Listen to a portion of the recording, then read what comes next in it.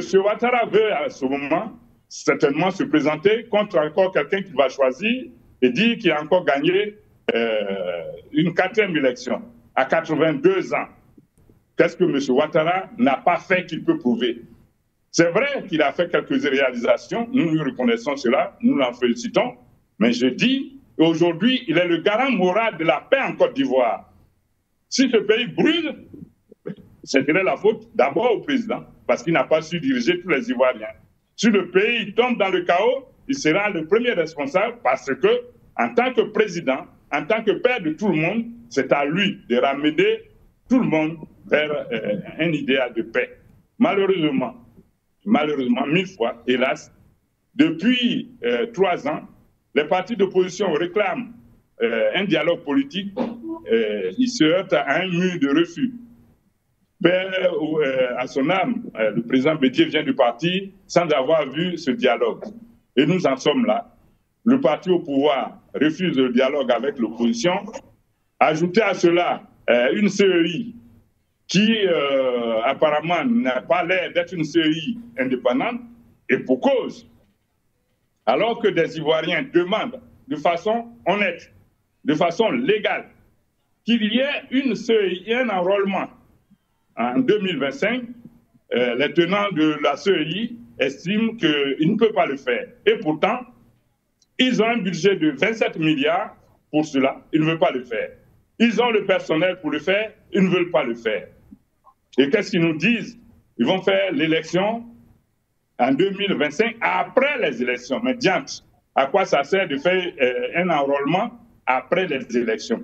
C'est comme si l'arbitre marquait des buts après que les joueurs soient dans les vestiaires. Ça, voilà les difficultés.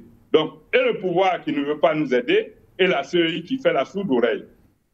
Imaginez-vous, par exemple, la CEI, les travaux qu'elle fait. Dans ma circonscription, dans un village où il y avait 108 électeurs, je suis allé le vendredi 14 du mois de mars et je me suis retrouvé avec une augmentation plus qu'exponentielle de l'électorat qui est passé de 108 à 438. Et c'est pareil partout.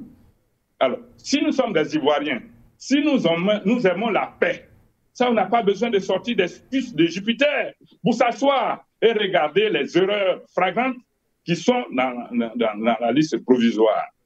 Non, les responsables de la CEI ne veulent rien entendre, ils n'ont qu'un objectif, faire une élection avec une partie des Ivoiriens. On a permis, à un moment donné, que de nouveaux majeurs s'inscrivent. On a permis également que ceux des Ivoiriens, même adultes, qui n'avaient pas les papiers, puissent se faire délivrer des certificats de nationalité, pour certains, des actes de naissance.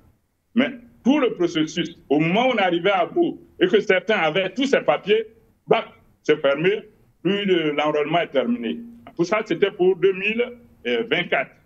Ces Ivoiriens ont donc leurs papiers et on refuse qu'ils s'enrôlent en 2025. Je précise qu'un budget de 27 milliards est à la disposition de la CEI. Nous pensons que cette CEI n'est donc plus crédible. Elle ne représente plus l'intérêt des Ivoiriens. Elle joue un autre jeu que nous ne connaissons. Alors, j'ai un appel à lancer.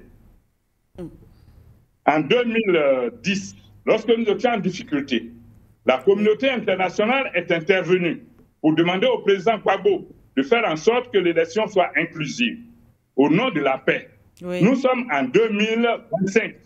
Nous demandons, nous supplions cette communauté internationale de venir voir ce qui se passe en Côte d'Ivoire, de permettre qu'il y ait un nouveau recensement pour que tous les Ivoiriens qui ont eu leur papier et qui ont été empêchés de s'inscrire, s'inscrivent, de permettre à tous les Ivoiriens qui ont été blanchis par la Cour pénale internationale, qui ont été blanchis par d'autres tribunaux, de s'inscrire. Et si nous pensons, là je m'adresse donc à l'opposition, au pouvoir en place, oui, c'est-à-dire nos frères du RHDP, parce qu'ils sont nos frères, s'ils estiment avoir bien travaillé, mais ils ne devaient pas avoir peur d'aller à des élections crédibles. Les Ivoiriens ne sont pas des idiots, ils seront appréciés entre ce qui a été fait et ce qu'ils veulent. Mais diantre, pourquoi veut-on fermer les yeux aux Ivoiriens, les amener à l'abattoir, et puis après on dira la Côte d'Ivoire peut. De grâce, aidez-nous à sauver la Côte d'Ivoire. Je précise qu'à l'état actuel, en Côte d'Ivoire, il y a au moins 7 millions d'étrangers. Si nous ne prenions pas garde et que la Côte d'Ivoire tombe en crise, dans le chaos, il y aura des morts ivoiriens, mais il y aura des morts étrangers.